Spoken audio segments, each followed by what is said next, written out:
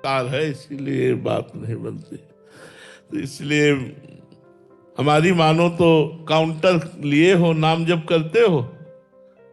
भारती कह रहे भजन हाँ, करते बहुत भजन जलन में हो रही है। प्रीति तो भजनानंदियों की होती है, लेकिन दवा जैसे कड़वी भी लगे तो हम खाते हैं, ऐसे हम खूब नाम जप करें। नाम जप करोगे, बिल्कुल मेरा पक्का विश्वास है, सब ठीक हो जाएगा। ब्रह्मचर्य को क्यों नष्ट कर रहे हो इतना? पागल हो जाओगे। नाम जप तो छूटने की बात जाने, तो पागल हो जाओगे जितनी जोर से ब्रह्मचर्य नष्ट कर रहे हो। लिखा है उसने कि मैं पागल हो गया हूँ। हाँ, तो हम क्या कह रहे हैं? तुम अब कैसे ठीक होगा मन? जब आप गंदे आचरण करोगे, गंदे आचरणों द्वारा वीर्यपात करोगे, आपके अंदर स्मृति ही नहीं रहेगी, भले नहीं रहेगा, कैसे चलोगे? तो जरूरत आज के बच्चों को शासन की है। अब माता पिता डांटे तो कहते हैं हम करने को डर गए, टीचर डांटे तो माता पिता जाके चढ़ बैठते हैं हमारे बच्चे को क्यों डांटा। भाई, बिना डांट के बच्चों को नहीं सुधारा जा सकता। छोटे छोटे बच्चों के हाथ में मोबाइल है, गंदी गंदी बातें वो सीख रहे हैं, गंदे आचरण कर रहे हैं। देखो, हमने पहले तुमसे कहा तुम्हारी पागल जैसी स्थिति हो जाएगी अगर नहीं समझोगे, इतना तुम वीर्यपात कर रहे हो। अब कैसे समझावे, कौन समझावे? संत जन्म शास्त्र की बातें बोल दिए, लेकिन ये बात कौन समझावे कि अगला इतना गंदा आचरण कर रहा है और ऐसे कर, कैसे सुधरे? कुछ ऐसी फिल्में, कुछ ऐसे सीरियल चल गए जिनको बच्चों को और पुष्टता मिलती गंदे आचरणों की। हमें लगता है सुधारने की जरूरत है। बच्चा नहीं तो ये जो वीर शक्ति है, ये अमोघ बल प्रदान करती है। स्मृति, शरीर में एकदम बिजली जैसा करंट, रात दिन एकदम उत्साह पूर्वक कार्य करते रहो, फिर भी थकान ना आना, वर्षों की बात तुम्हारी स्मृति में रहना। कोई बात पकड़ लो तो हजारों बार उसका चिंतन करने की सामर्थ्य रखना। अगर मंत्र पकड़ लिया तो मंत्र ही चल रहा है, नाम पकड़ लिया तो नाम। अब यह सब खोखला हो रहे हैं तो कैसे बात बतावे? अब समझो, जो मूल जड़ है, नींव है साधना की, बिल्डिंग की नींव है, वही मजबूत नहीं है तो बिल्डिंग कहां से खड़ी हो जाएगी?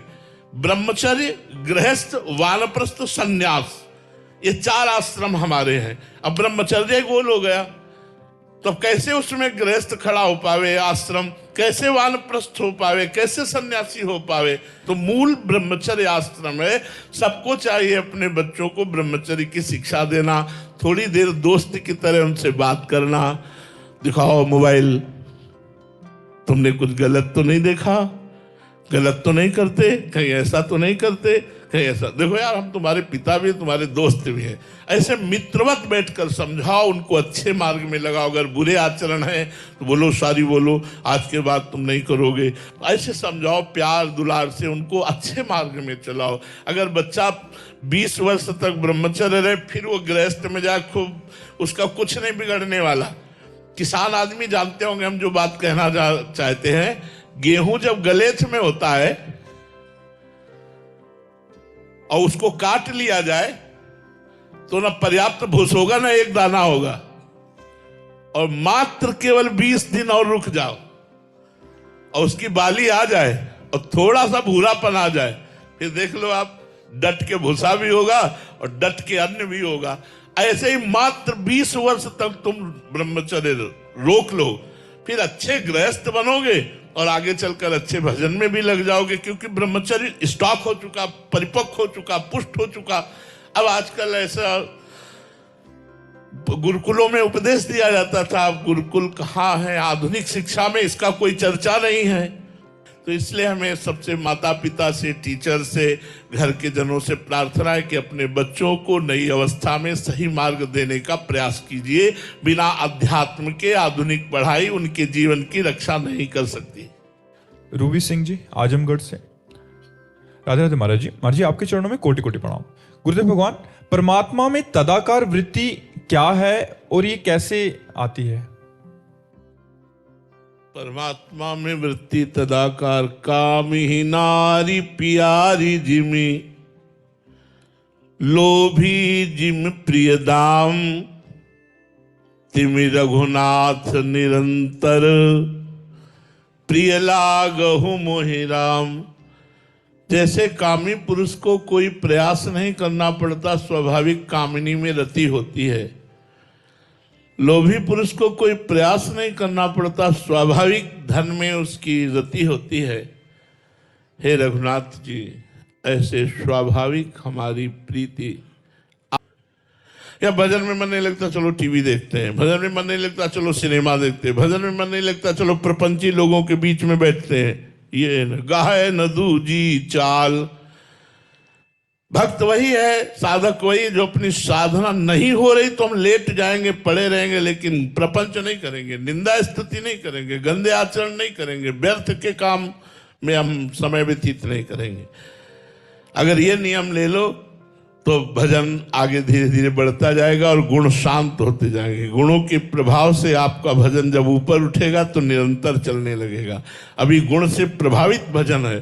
सतोगुण आया तो शांत, रजोगुण आया तो घोर भोग की इच्छाएं जागृत हो जाती हैं, तमोगुण आया एक अंधकार छा जाता है, नींद आलस्य प्रमाद, ऐसा अभी गुणों का प्रभाव है। इसलिए नाम जप करो, सतोगुणी भोजन भगवान को भोग लगा कर पाओ, चरणामृत पियो, भगवान के जोर जोर से नाम कीर्तन करो, सब भाग जाएंगे गुणों के प्रभाव।